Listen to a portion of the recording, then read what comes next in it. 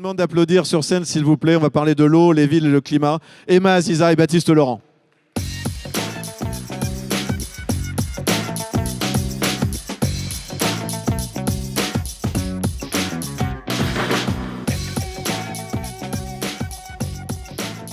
Merci beaucoup. Emma Aziza, on a beaucoup de chance de vous recevoir, Baptiste aussi, pour parler de cet enjeu de l'eau, d'être hydrologue, spécialiste de la résilience des territoires, justement face à ces risques climatiques, dont on parle beaucoup, mais pas forcément du risque de ce qui peut nous tomber sur la tête. Parce que quand les choses se réchauffent, la température humide aussi se réchauffe. Et d'ailleurs, c'est un seuil qui est vite assez vital et mortel pour nous. Au-dessus de 35 degrés TW, température humide, on a 6 heures de survie. Donc là, ça devient tout de suite moins rigolo. Donc merci beaucoup de nous apporter votre éclairage sur cet enjeu vital et crucial de l'eau. Et Baptiste Laurent, président cofondateur de Vertuo, merci d'être là. Un peu en regard avec les propos d'Emma Aziza, parce que tu as cofondé cette entreprise qui s'appelle Vertuo, justement, pour travailler sur la réintégration du cycle vertical de l'eau. On a sorti l'eau des villes il y a 2 siècles, pour des raisons de pandémie d'ailleurs, entre autres recommandées par Pasteur, parce que tout ça, ça véhiculait des pandémies. Donc on a caché l'eau dans des tuyaux et on a sorti l'eau le plus loin possible des villes. Aujourd'hui, l'hermétisation des villes les rend extrêmement vulnérables. Donc merci de nous... On va commencer avec vous, Emma, de nous rappeler les fondamentaux. Et puis ensuite, ce sera un dialogue. Baptiste nous parlera de Vertuo et de solutions concrètes, vous aussi, mais appliquées à travers l'entreprise. Merci beaucoup. Merci pour votre invitation. Effectivement, j'entendais beaucoup de choses tout à l'heure sur le fait de remettre cette nature en ville. Quand on parle de nature, effectivement, on ne peut pas parler de nature sans parler d'eau. Donc, ce que je vous propose dans un premier temps, puisque finalement la question qu'on se pose tous, c'est finalement si nous allons réellement manquer d'eau.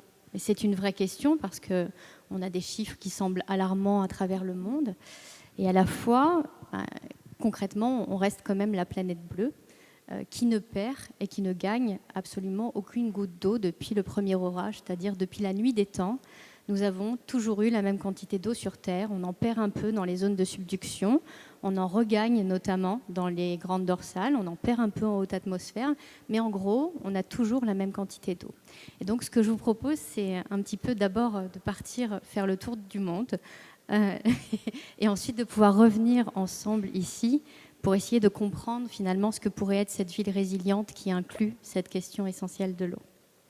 Et c'est vrai qu'on a une actualité particulièrement frappante. Alors on l'a vu, nous, ici, sur ces dernières années, si ce n'est cet été très particulier qui, en réalité, est lié à la conjonction de phénomènes et au fait qu'un air froid d'Arctique n'avait d'autre choix finalement que de descendre sur l'Europe et d'entourer la France de pluie que vous avez pu voir cet été, parce qu'il y avait un air extrêmement chaud en Scandinavie, qu'il y avait aussi un air extrêmement chaud et des dômes de chaleur en Espagne. Et donc on a eu des gouttes froides successives, 6, qui d'ailleurs chez nous n'ont pas engendré des drames, mais qui par contre en Belgique et en Allemagne ont vraiment généré des catastrophes par ce trop d'eau. Et puis il y a ce pas assez d'eau qui fait finalement notre histoire depuis à peu près 2017, où on vit des sécheresses historiques. Et si on regarde un petit peu, je vous propose de regarder aussi l'eau d'ailleurs et voir comment cette eau qui est ailleurs va pouvoir nous impacter nous aussi dans notre quotidien, et à quel point c'est essentiel en fait d'intégrer bien sûr l'eau que l'on utilise ici directement, mais comment on utilise aussi de l'eau à travers d'autres moyens. Et donc, je vous propose dans un premier temps de partir en Californie. Alors, vous avez tous entendu qu'effectivement, 87% de l'État de Californie est atteint d'une sécheresse historique, la plus sévère qu'il a jamais connue. Et donc, il faut remonter à 1200 ans pour, dans la variabilité naturelle climatique, revoir un tel niveau de sécheresse. Le problème, c'est que la Californie, c'est surtout un État agricole. Il a été construit pour ça. Le réseau ferroviaire a été construit pour ça.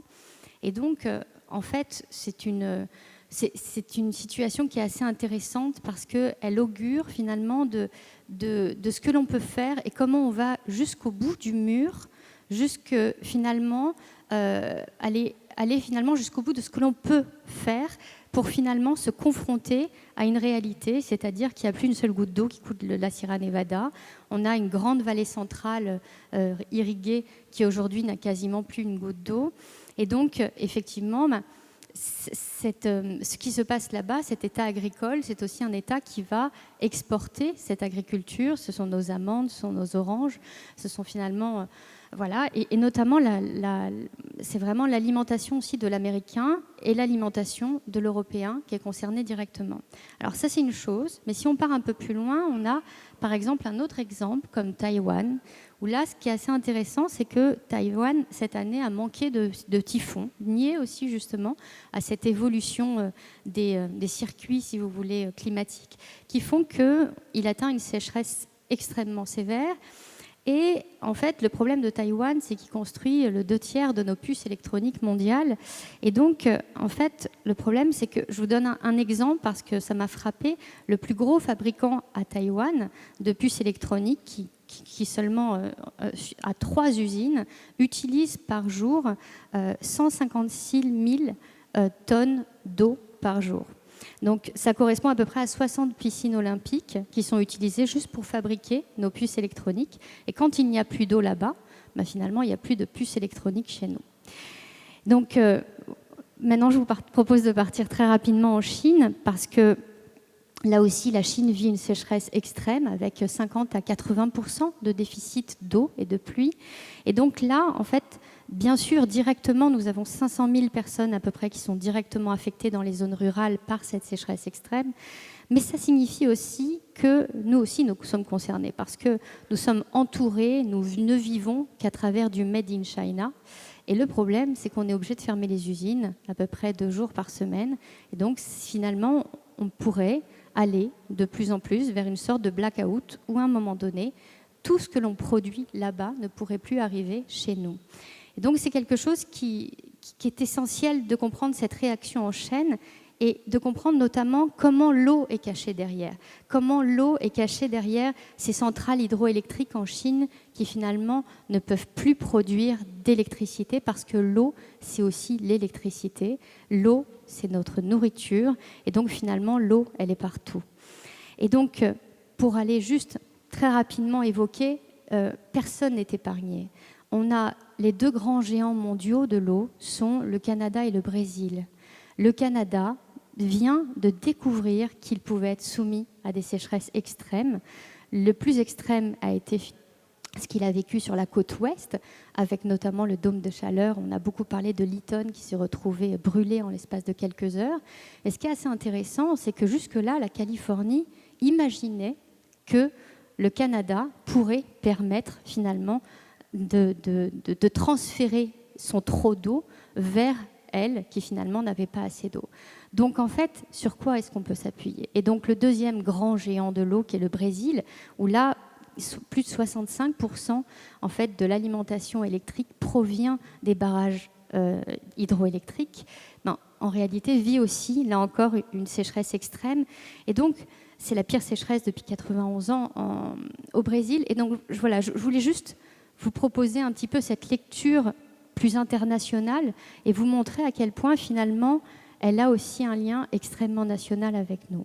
Alors, finalement, on peut se demander si nous, on va manquer d'eau en France, puisque quand on regarde un petit peu, finalement, donc, on est cette planète bleue, mais on est aussi une France qui est finalement plutôt très bien arrosée. Et donc, en fait, on a 500 milliards, si vous voulez, de mètres cubes d'eau. Donc, finalement, on se dit qu'on pourrait quand même être tranquille. Pourquoi est-ce qu'on vit ces sécheresses?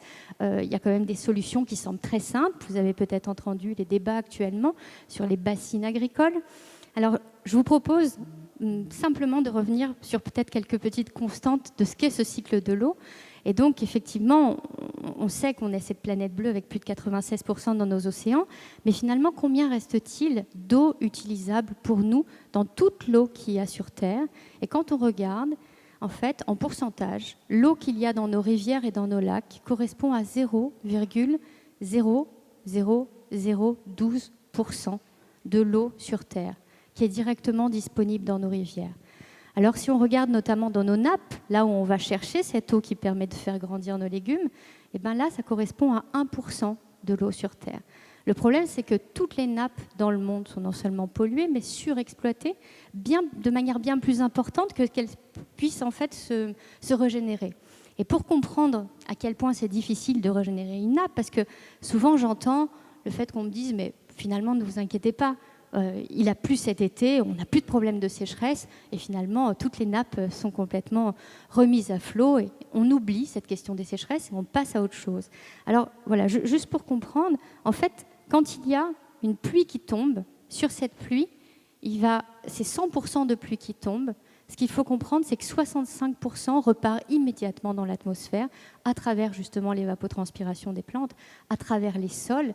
Et donc cette évaporation, finalement, c'est quelque chose que l'on ne peut pas intégrer comme de l'eau directement disponible. Et donc sur finalement le restant, il y a seulement 9% de cette pluie qui va réussir à aller rejoindre une nappe. Et ça, c'est dans un milieu idéal où l'eau peut pénétrer dans les sols, où l'eau peut aller rejoindre la nappe. Et donc, c'est une vraie question, puisqu'on parle de biomimétisme, et derrière, cette ville éponge qui permettrait, en fait, de justement travailler cette perméabilisation des sols, mais derrière, c'est une question essentielle parce que ça nous met face à notre propre fragilité. Parce que s'il n'y a plus d'eau ailleurs, il faut que nous ayons au minimum de l'eau ici.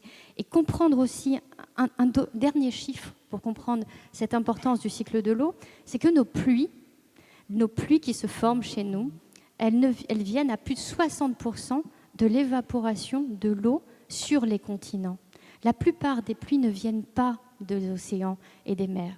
Donc en fait, ces pluies, telles qu'elles se forment, elles sont essentielles. Et pour ça, elles ont besoin de microcycles d'eau, elles ont besoin de zones humides, elles ont besoin de sols fertiles, de sols qui ne vont pas avoir ce que l'on appelle cet effet de battance. C'est un effet d'encroûtement des sols qui fait que l'eau ne peut plus pénétrer.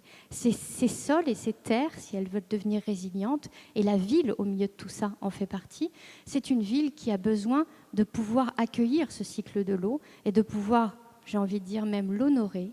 Et je crois que c'est quelque chose qu'on a beaucoup oublié. On parle beaucoup de la question climatique, on parle beaucoup du climat en nous expliquant qu'effectivement, à juste titre, les gaz à effet de serre sont essentiels, mais on oublie qu'en fait, le premier gaz à effet de serre, c'est l'eau. Et c'est celui-là qui nous permet justement de ne pas ressembler à la Lune. C'est celui-là qui fait qu'on n'est pas à plus de 150 degrés le jour et moins de 150 degrés la nuit. Et donc, en fait, c'est vraiment notre barrière de protection dans l'atmosphère. Le problème de ce qui se passe actuellement, c'est que les températures s'élèvent au niveau planétaire, mais en s'élevant, on augmente l'évaporation. On se retrouve avec des quantités beaucoup plus importantes dans l'atmosphère. Et ces quantités trop importantes dans l'atmosphère font qu'on se retrouve avec du trop d'eau d'un côté, avec ces 80 mm d'eau, c'est-à-dire 80 litres d'eau par mètre carré, qui tombent en l'espace d'une heure sur Agen, sur Reims, au mois de juin, rappelez-vous, ces rues qui se sont retrouvées complètement lessivées.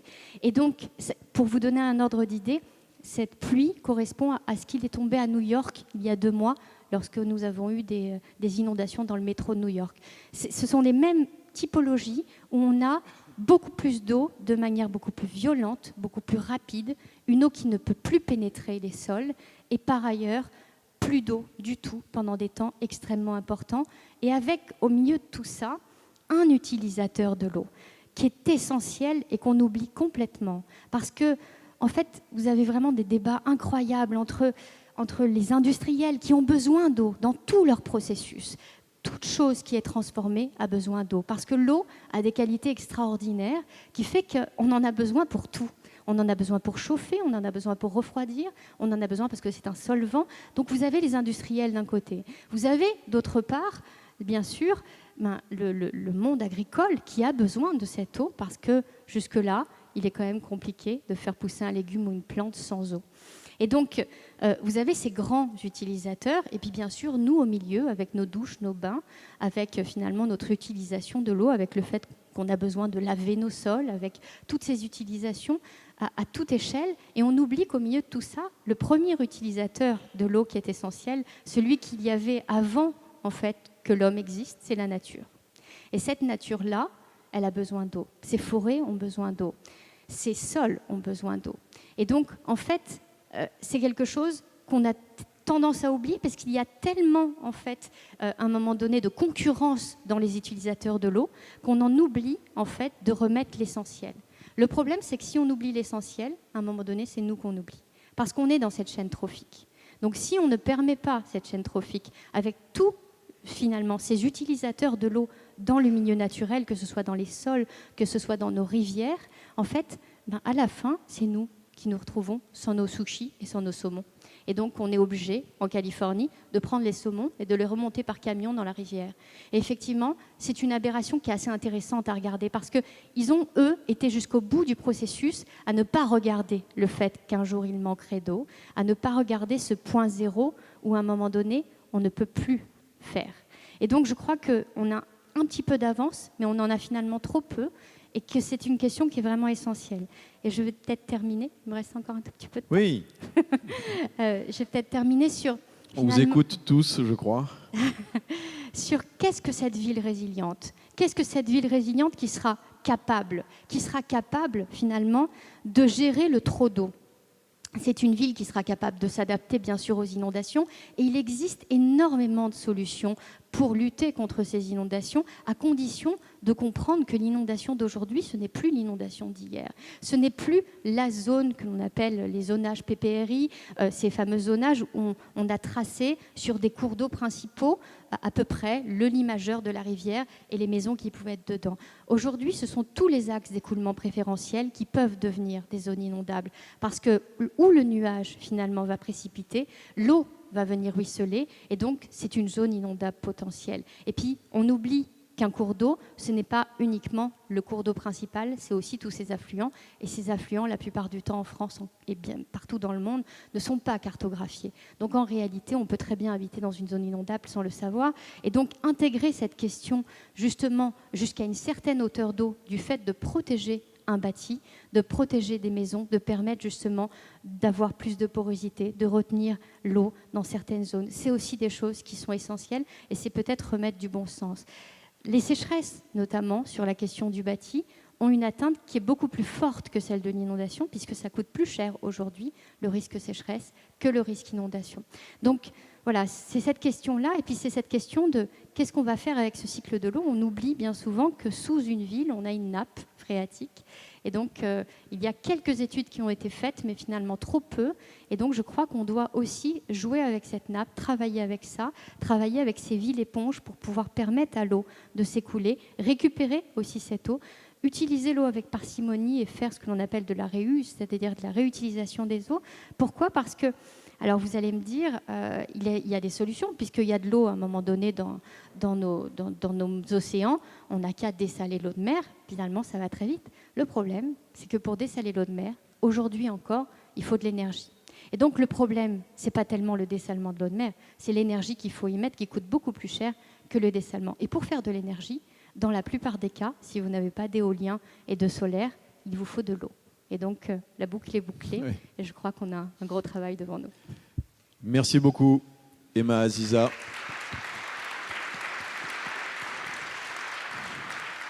Je crois que je n'ai pas de transition à faire. J'imagine que tout ce qui a été rappelé ici motive le travail de Vertuo. Donc, merci de nous raconter un petit peu comment, modestement, la stratégie Colibri de Vertuo répond à ces enjeux. Oui, exactement. Donc, bonjour à tous. Donc, moi, je suis Baptiste Laurent, je suis le cofondateur de Vertuo. Nous, du coup, l'idée, c'est, alors bien sûr, modestement, de recontribuer à la création d'un cycle de l'eau dans la ville, dans toutes les zones où finalement, on a trop d'imperméabilité, trop de sous-sols occupés, vraiment une difficulté de recréer de l'infiltration. Et le problème, c'est que quand il pleut, si on laisse l'eau ruisseler trop longtemps dans la ville, elle se charge en polluant et au final, elle va inonder des zones habitées, elle va saturer les réseaux qu'on a créés donc, il y a des centaines d'années et donc du coup aller dans des usines de retraitement alors que finalement cette eau elle était de très bonne qualité au démarrage. Est-ce qu'il y a les slides ou pas ? Hop. Voilà, donc du coup, pour y pallier, on a créé un système qui permet de recréer exactement ce que Emma Aziza vient de présenter, c'est-à-dire la nappe phréatique, cette fameuse nappe phréatique qui n'existe plus dans ces zones urbaines où on a le sous-sol qui est imperméabilisé. Donc ce que vous voyez sur l'écran, sur la gauche, c'est ni plus ni moins la recréation donc, bio-inspirée du fonctionnement de la nappe phréatique et de la partie plantation dans un concept modulaire, artificiel, qu'on va venir installer dans des zones de la ville où finalement on a trop de réseaux, on a des dalles. Typiquement, l'image la plus frappante, c'est le parvis de la Défense.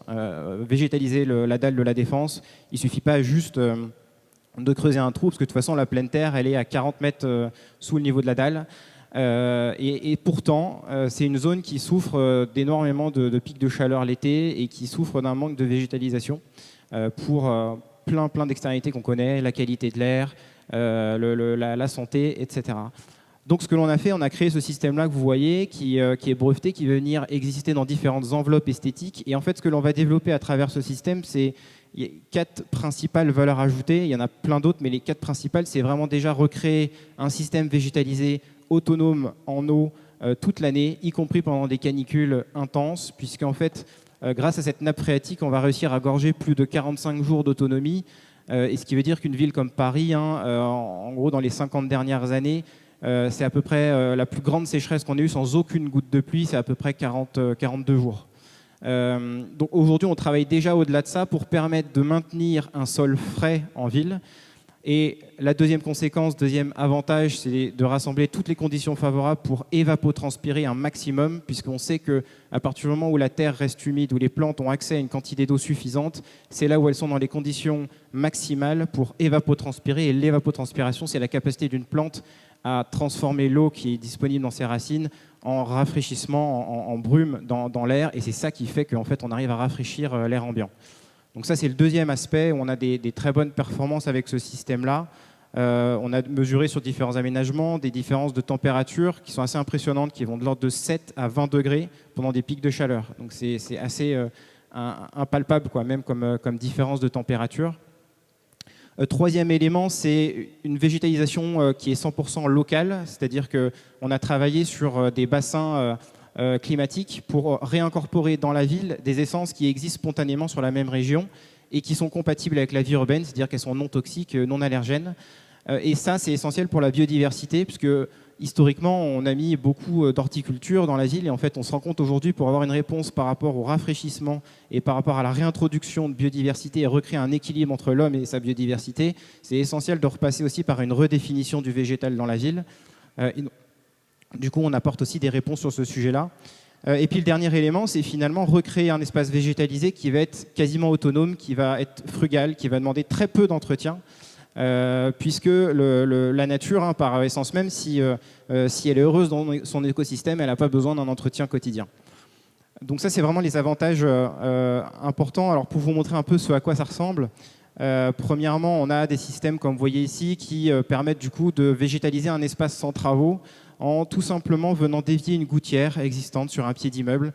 Donc c'est un aménagement qu'on va retrouver sur des immeubles de bureaux qui ont été construits il y a quelques dizaines d'années, mais sans penser vraiment à donner accès à de la terre. Des cours d'école aussi, où on sait, quand on se promène dans une cour d'école, on a beaucoup de gouttières, mais très peu de végétal au pied de celle-ci. Donc c'est un aménagement qui va permettre du coup, de manière hygiénique, de dévier l'eau des gouttières, éviter qu'elle aille saturer les réseaux souterrains et recréer du coup des îlots de verdure rafraîchissants, confortables et qui vont rester de manière assez dense toute l'année sur les milieux qu'on va aménager. Donc voilà quelques autres exemples. L'idée aussi derrière cela, c'est d'avoir créé une sorte d'aménagement un peu comme des modules Lego.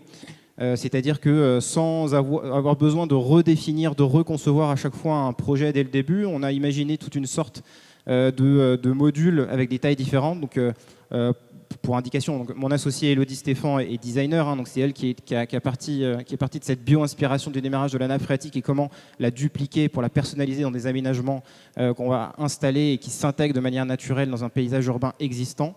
Voilà, donc du coup, on va pouvoir réussir avec des blocs standards, à réussir à recréer une réponse personnalisée selon les différents aménagements. Donc ça, c'est vraiment premier aménagement type qui permet finalement rapidement de se dire comment est-ce que je peux accéder à une végétalisation autonome, rapide, efficace d'un site existant. Et puis ensuite, on est allé plus loin en créant un aménagement qui va finalement être beaucoup plus conséquent, qui va forcément nécessiter beaucoup plus de travaux et qui va venir beaucoup plus en amont sur de la conception de projet. Et donc, par exemple, on va en parler avec pas mal de promoteurs, d'aménageurs, des collectivités sur ce type de système. Et là, l'idée, c'est vraiment de recréer la nappe phréatique. Donc là, c'est un système qui va être semi-enterré, donc dans des zones imperméables, où finalement, on a soit une mauvaise qualité de terre dans le sol, soit une imperméabilité, soit la présence de caves, de réseaux urbains, métro, enfin voilà, tout ce que l'on connaît dans nos villes. Et le système, c'est ni plus ni moins, encore une fois, de recréer cette nappe phréatique. Chaque module va se raccorder avec son voisin. Donc c'est un peu l'idée de recréer le réseau hydraulique végétalisé dans la ville. Tout le monde connaît l'image de l'aqueduc romain qui fonctionne très bien. C'est la même chose, mais en déviant à chaque goutte d'eau qu'on peut collecter, en la revalorisant par le végétal. Et donc, voilà l'image d'un projet qu'on a fait. C'est une rue de 100 mètres de long à Aubervilliers, donc au nord de Paris, juste au nord de la porte d'Aubervilliers, où finalement, l'image intéressante avec ce système, c'est que l'intégralité des pluies qui tombent sur cette route sont collectées et consommées par cette bande végétalisée qu'on a créée sur le côté et qui est donc plantée à même nos modules. Et ce qui veut dire que cette rue a aucun rejet jusqu'à une crue décennale, c'est-à-dire une crue qui statistiquement arrive une fois tous les 10 ans, donc qui peut arriver de manière plus régulière, mais c'est déjà une grosse quantité d'eau qui tombe sur cette route. Et l'image qu'on veut, enfin la vision qu'on veut réussir à apporter dans la ville avec ce type d'aménagement, c'est de se dire si on réussissait à aménager à la manière un peu du colibri, comme on disait tout à l'heure, dans chacun des quartiers, dans chacun des nouveaux aménagements, une revalorisation, une collecte, une consommation de l'eau de pluie au plus proche de la source, finalement on règle d'énormes problèmes en aval et on apporte du bien-être et du confort pour tous ces usagers. Est-ce que vous travaillez aussi sur parce qu'on voit sur le courant qui s'appelle les Spawn Cities se développer comment on pourrait dire, des zones humides urbaines pour encaisser des crues ou des inondations. Comment est-ce qu'on fait pour rendre la ville apte à encaisser des risques d'inondation et de crues éclairs comme ce qui a été décrit par Emma Aziza? Oui, l'idée c'est vraiment dans la création de zones un peu comme on voit à l'écran ou même le système qui est juste avant. Voilà. Là, on est sur une petite place et l'idée, on récolte toutes les eaux pluviales qui ruissellent sur cette place. Et puis, vous voyez, il y a un petit tacaudrin, comme on appelle, qui est dans le sol, qui est sur la gauche, qui est en fait raccordé à un petit bâtiment de 100 mètres carrés. Et en fait, il faut savoir que ce bâtiment, on l'a complètement coupé du réseau pluvial de la ville. Ce qui veut dire que potentiellement, s'il y a une grosse pluie, en fait, cette petite place va être inondée. Mais en fait, il a fallu, c'est de la conduite de changement, parce qu'il a fallu échanger avec les services de la ville aussi, en se disant, oui, c'est sûr, s'il y a une crue décennale, s'il y a une crue vingtenale, il va y avoir 5 cm d'eau sur la surface. Donc c'est une zone potentiellement inondable qu'on crée artificiellement, mais en même temps, on évite que cette eau, elle s'efface et qu'elle aille dans les réseaux souterrains. Et du coup, on redonne une valeur à l'eau à la surface. Oui, parce qu'il y a pas mal d'ingénierie en dessous quand même pour que ça fonctionne. C'est pas juste un trou. Non, alors en fait, faut savoir que oui, la R&D, elle a commencé il y a plus de 5 ans sur ce type de système. On est passé par plein de conceptions différentes en termes de modules. C'est-à-dire le module tel que vous voyez, vu en coupe là, en bas à gauche, avec le pan incliné, etc. On a installé différents modèles initialement avec des capteurs. Et en fait, ce modèle-là maintenant qu'on commercialise, c'est la solution la plus performante pour maintenir un niveau d'hygrométrie constante en tout point du module et surtout faire en sorte que, y compris quand on vient de vivre une période de sécheresse intense, on l'a vécu, par exemple, avec cet aménagement-là sur l'été 2019, tout le mois de juillet sans aucune pluie, il restait 4 cm d'eau en bas du module et en fait, vous avez la remontée capillaire qui marche toujours grâce à cet effet en fait, de pression qu'on va avoir entre la partie eau et la partie terre. Donc en fait, l'idée, c'est low-tech aussi, c'est vraiment créer quelque chose qui fonctionne par lui-même. Il n'y a pas de pompe, il n'y a pas de consommation d'énergie. C'est uniquement par le fonctionnement mécanique du ruissellement. Emma Aziza, j'imagine que toutes les réponses, quelles que soient leurs échelles, sont intéressantes. Comment est-ce que vous voyez, alors d'abord réaction sur Vertuo, mais Comment est-ce que vous voyez évoluer les villes et toutes ces initiatives? J'imagine qu'il y a d'autres vertueux à travers le monde, qu'il y a une dynamique autour de ça. Alors, je pense qu'il y a beaucoup d'initiatives. Maintenant, notre problématique, c'est de massifier. Donc, effectivement, je crois qu'on a des solutions. On a des solutions de ce type-là. On a même des solutions pour réussir à capter l'eau en plein désert, alors qu'on a 20% de taux d'humidité, et de la transformer en eau à partir de l'air. Enfin, on a des solutions pour tout en réalité. Je crois qu'on n'a juste pas encore trouvé la solution pour mettre en œuvre de manière drastique toutes ces solutions. Parce que ça demande des travaux, parce que ça demande du temps, et parce que l'adaptation, contrairement à l'atténuation, si demain on réussissait tous massivement à atténuer, on a une question d'échelle qui fait que même si on aurait un effet, si vous voulez, d'inertie du système où ça continuerait à se réchauffer, l'action en tous les cas serait marquée. Alors que pour l'adaptation des villes, ça demande du temps, ça demande des diagnostics, ça demande de la réflexion, de l'ingénierie et surtout des travaux. Et ces travaux prennent aussi énormément de temps. Et donc, remettre de la cohérence dans le monde des travaux, dans le monde du bâtiment, que ce soit le neuf ou l'ancien, c'est essentiel, mais finalement, ça doit aujourd'hui se faire de manière massive. Mais bravo, parce qu'effectivement, c'est parfait. En fait, on évolue tellement vers quelque chose de plus cohérent. Et même si c'est à petite échelle, vous montrez aujourd'hui un modèle qu'il va falloir suivre demain. Alors, le changement d'échelle, l'accélération, ça a été aussi un peu rappelé sur l'échange précédent. Il y a tout un tas de choses qui existent, mais on ne les applique pas assez avec une capacité à les démultiplier. Quelles sont les réactions des élus, des pouvoirs publics, des décideurs territoriaux, politiques divers et variés, lorsque vous leur exposez le risque eau sur les villes? Je crois qu'il y a beaucoup d'envie, mais ce que je ressens, c'est que les élus ne savent pas par où démarrer, en fait. C'est-à-dire qu'il y a des solutions, mais on leur met une pression énorme sur la question carbone, effectivement. Et derrière, comment est-ce qu'ils vont réintégrer le reste? Donc je crois qu'en fait, il y a une vraie question de sensibilisation à grande échelle, que ce soit d'ailleurs des élus ou que ce soit à tout niveau, parce que on en a déjà parlé la dernière fois, mais je crois qu'on ne peut plus aujourd'hui parler du climat uniquement en évoquant le fait que on est sur un scénario de 2,5 degrés, 1,2 degrés, potentiellement 3, 4, 5 degrés. Parce que, les gens ne comprennent pas. Pourquoi? Parce qu'il y a une dissonance cognitive entre ce que l'on entend, où pour nous, 1,5 degré, ce n'est rien. Et donc, en fait, c'est tout à fait compréhensible dans le monde scientifique. Quand on est hydrologue, vous me parlez d'une crue décennale, vingtenale, bon, c'est mon quotidien.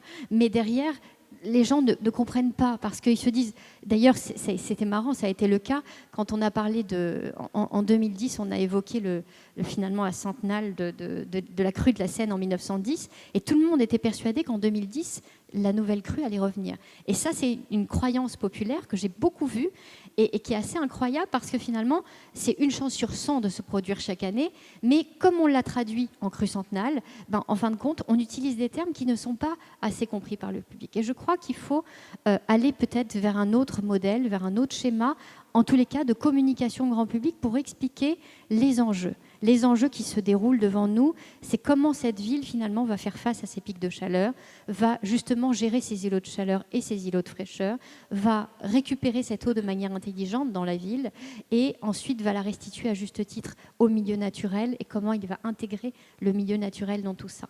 Donc voilà, je crois que c'est vraiment une notion avant tout de cohérence qu'il va falloir remettre et de niveau de conscience. Et cette conscience, et je le rappelle aujourd'hui parce que ça me semble essentiel, on n'est pas sur un scénario à 2030 ou 2050. La conscience, il faut qu'on l'intègre aujourd'hui. On en a besoin parce que c'est maintenant qu'on peut initier cette démarche qui déjà prendra du temps. Et du temps, finalement, on n'en a plus tant parce qu'on a des milieux naturels qui se meurent. Et donc, pour les reconstituer, c'est quand même extrêmement compliqué. Mais je crois énormément dans l'innovation, dans l'intelligence, à condition qu'effectivement on mette cette cohérence. Écoutez, merci beaucoup. Parfois, l'opinion publique, les citoyens sont beaucoup plus conscients de ça. En tout cas, j'allais dire cette espèce de conscience inconsciente, c'est un peu bizarre à dire, mais ce sentiment que quand on parle de réintroduction de nature en ville, de végétalisation, etc., c'est pas juste comme un décor. Souvent on dit les bénéfices écosystémiques, c'est un mot compliqué, etc. J'en suis pas si sûr. Je pense que tout le monde a conscience que ça fait du bien à de multiples échelles pour lutter contre les risques d'inondation, pour mon bien-être psychologique, de se reconnecter au vivant et à la nature.